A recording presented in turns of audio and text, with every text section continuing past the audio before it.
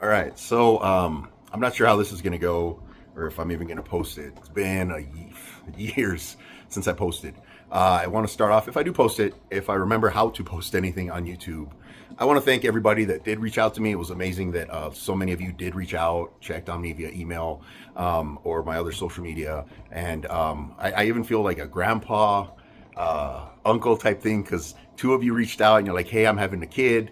That was really awesome. But all right, so what am I going to talk about today? Well, so I stopped posting mainly because when I started posting, it was kind of a cathartic thing for me, and I would post on my Facebook, and then I just started posting on my YouTube, and it kind of got big. So if you followed me from the beginning, I had some really popular posts, and a lot of them was just trying to help men. And unfortunately, we got into a situation in society where I'm doing the Gavin Newsom hands thing, where everything got me canceled. Like it just, you could not say anything. If I was pro guy, it's all of a sudden I'm a misogynist when I'm just trying to help young men out because a lot of young men don't have that father figure there. So I would just on the fly, all my content was really just cheaply, the budget is zero, the editor I use is free, so it's usually on the bottom of one of these places. If I still have that editor on my phone, again, all these things, all these variables, but I would just post stuff and hopefully it would help people, and I would just go on the fly and just start talking, and that's usually what I posted. It wasn't like I scripted anything or anything like that. So what ended up happening was, one, it's just having to tiptoe was just tiresome because even though my channel was small, a lot of local people saw it, and a lot of people that I just didn't like me saw it and then tried to make trouble for me with that. And it wasn't like, it was like, if you've watched my content, none of it was just out there. It was just straight talk, advice, my life experiences. So I found myself sometimes, I was like, oh, you know what am I going to talk about? And I'm like, that wasn't me. I wasn't one to like come up and say, oh, this is what I'm going to talk about now. It was basically just boom, I'd have an idea, I'd go with it, and it would roll. And like right now I'm rolling, I'm at 2 minutes, and usually I ramble a lot. So if you've watched me before, thank you for watching and just going through my rambling. So what brought me back? For those of you that remember, I was in a relationship 6 years, a little over 6 years. And I'm going to be talking about heartbreak because, man, I'm feeling it. And how do you manage this? Because I've been alive long enough to where I've had different kinds of heartbreak, and it's not the same. I wish I said this heartbreak was the same as the other one. They're different in different manners, and I've got this shadow on my face. So I've got this shadowy look, but it's different. And in this case, so come with me on this journey, and we'll pull up a seat. We'll go ahead and talk. So what happened is I met this girl, and I thought she was really great. I really did. We clicked, and unfortunately, if you're a guy, and maybe it's the relationships and the guys I know, but when you're making plans in a relationship, your plans are, how am I going to make this relationship better for us? If I'm making a move for a job, how am I making this? What is this going to be for us in 5 years? And that's what you do as a man. You're constantly trying to improve the condition for all of you. And it's never been reciprocal really when I was in a relationship. Whereas with them, it's just kind of like I could do this and make it easier on us, but I prefer being comfortable. So in this relationship, I'll tell you what, over the 6 years we were together, I did not know how much she made for a living. I didn't care. It never mattered to me. All the house bills were paid for by me. So it was one of those things where eventually, she's in her 30s. I'm like, you need to get your shit together. Like, you don't have health insurance. You don't have life insurance. You don't have all these other things. Like, she didn't have any of that. And there were issues, specifically a few times. She just didn't come home. And that's not okay. That's never okay. And I realized that I'm not the type of guy to go out. So if she wants to go out, that's fine. But not coming home is never an okay thing. And finally, I put my foot down on the last one. And, she claimed she had a valid excuse for it. But I'm still like, you know what? There's really no valid excuse ever for not coming home. And it's been a rough few years for me. If you don't know, over the last few years, I've basically lost all my best friends but one. My friend Chuck died of a heart attack. My friend Adrian died of a drug overdose. My friend Levi died from alcohol poisoning, which is, why I don't drink. So, it's, my dad passed away from cancer a few years ago. My brother, I've lost all my brothers. One to a DUI, one was killed in Afghanistan. So my life has been very much marred in loss. And the feeling when someone doesn't come home is crazy, especially when you're like, crap, is that going to be it? So it's a horrible feeling, and you don't put people through that. So I basically put my foot down and said, look, you need to work on yourself, get out, that's not okay. And that was maybe, I think, November. So I'm thinking this whole time, this person's going to work on themselves. And I did what I normally do. I went to work. I take care of my job, my dogs. I go to the gym. Still hitting the gym. Yeah, still got, there we go. Still got the guns. I hit the gym, and that's it. Like, I am in that routine, and that's what I do. I pay my bills, and I save my money, and, I prep in case the zombies come. And I did that all the way up until, what are we in, May? And I get a message. Well, I started getting messages from people asking me if we were still together. And I was like, no, you know what? We're not, but we're taking a break. And I thought, this person legitimately was like, hey, you know what? Okay, I'm in my 30s. I'm going to stop fucking up. I'm going to get my shit together and get rolling. Get on the ball. You're not a kid anymore. And that's what I was thinking. And I'm here waiting like a moron for this to happen. And I think that's where it hurts the most, is that I was here waiting. I had faith in this person that was what was happening behind the lines. And even though I got, messages from people like, hey, are you guys broken up? And they're like, oh, it's because, I saw her working out with some guy or something like that. I'm like, I've never been a jealous guy at all. So I'm popping open a new pack. And in celebration of this, I went and bought a new pack. I haven't had one of these in a while. So bear with me. So where was I? See, I get lost. Okay, so people would tell me that, and I'm not really one to get jealous at all. I'm like the least. I'm not good at it. And what ended up happening was one time we were still friends via social media, still sent each other memes and stuff. And I'll say about 9 weeks ago, she posted some picture of some random dude, and some thirsty fucking text under it. And I'm like, okay, this I don't need to see. I'm a fucking moron, because looking back 2020, wow, okay, my stupid ass. But I was just like, I don't want to see this. So I just unfollowed her. And what ended up happening was a friend contacted me, and they're like, hey, you guys aren't together. And I'm like, no. I'm like, well, why? And she was like, well, I saw some pictures. And apparently the guy she's dating, because if you can't, for the love of God, just go and work on yourself for 6 fucking months without falling on some guy's crotch, what is wrong with you? Why can't you just, like, how pathetic of a person do you need to be that you can't for 6 months work on you? And we stopped talking for about 8 weeks. Like, that was, when I stopped following her because of the picture she posted. Now knowing that the picture she posted is the douchebag. And she went full douchebag. Not talking, the Robert Downey Jr. never go forward. She went full douchebag. And the crazy thing is, like, as a couple, we used to make fun of these girls on Instagram, being like, look at her picking that. And then we'd, be like, sing the, oh, now you're a single mom song.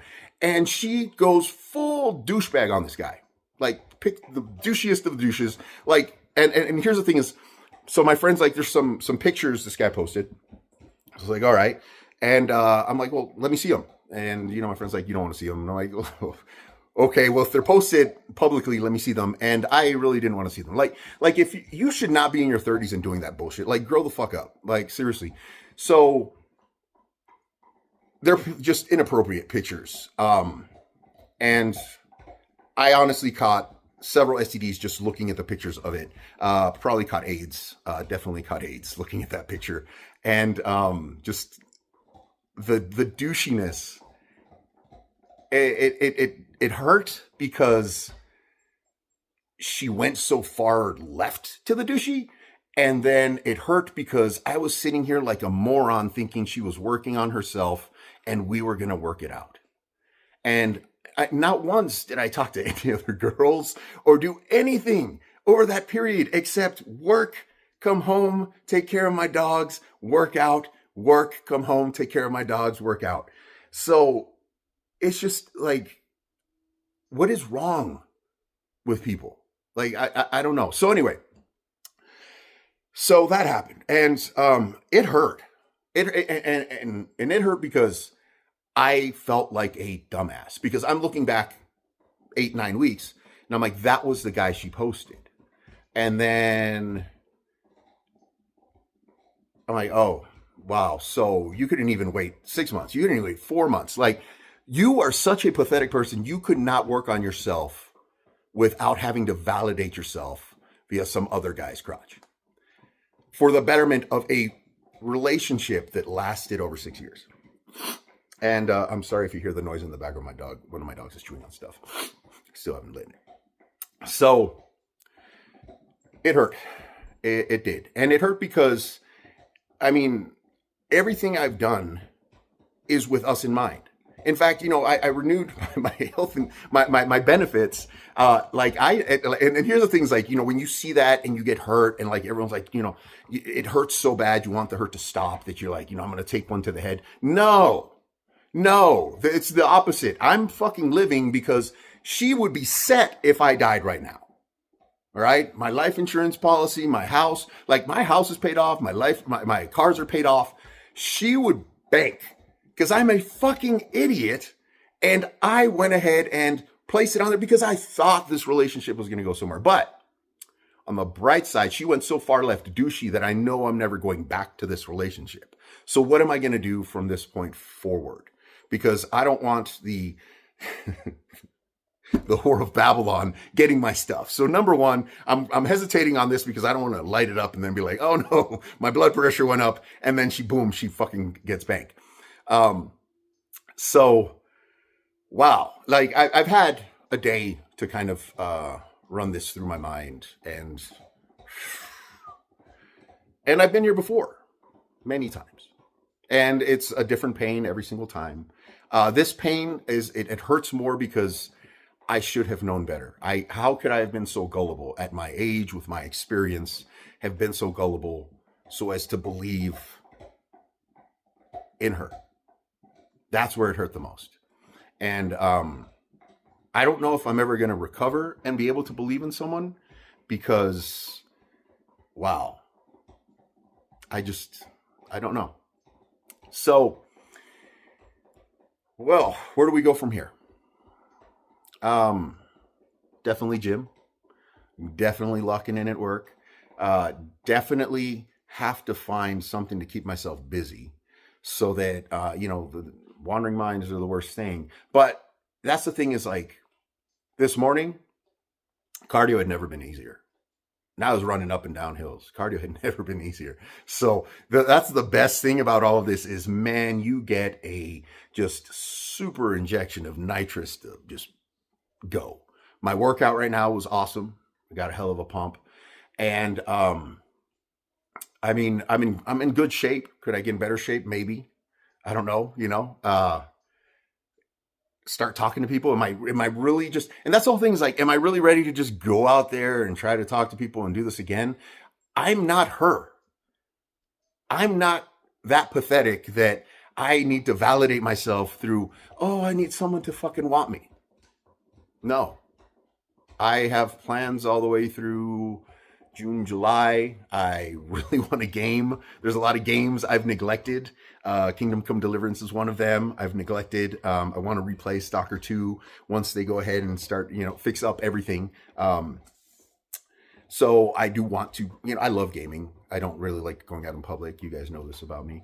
So, how do you handle this? And I can imagine, because I remember when I first got my heart broken, like, wow, like back in 1997 with Crystal, man, I wanted my world to end.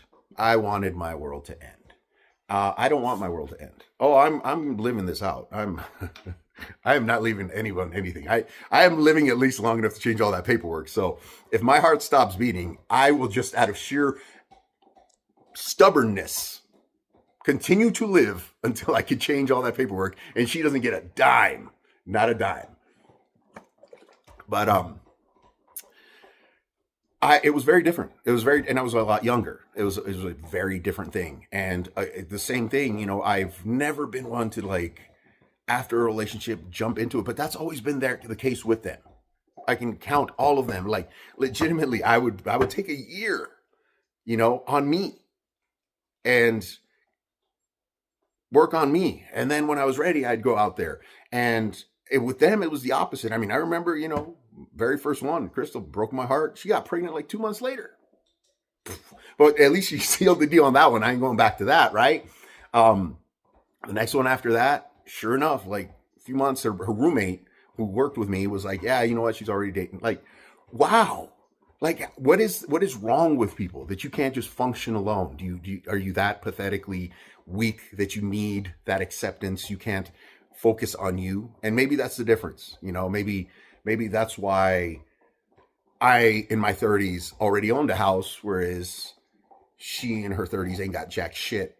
Nothing. Not a paid off thing. So, and again, us guys, we don't focus on that. That's one of the big problems is, you meet the McDonald's cashier. You're like, hey, yeah, you know what?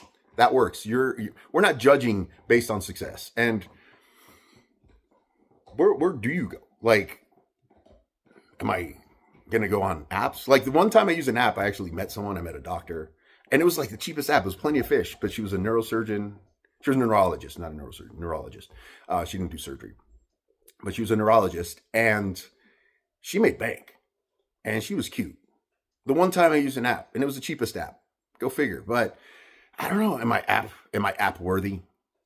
Should I use an app?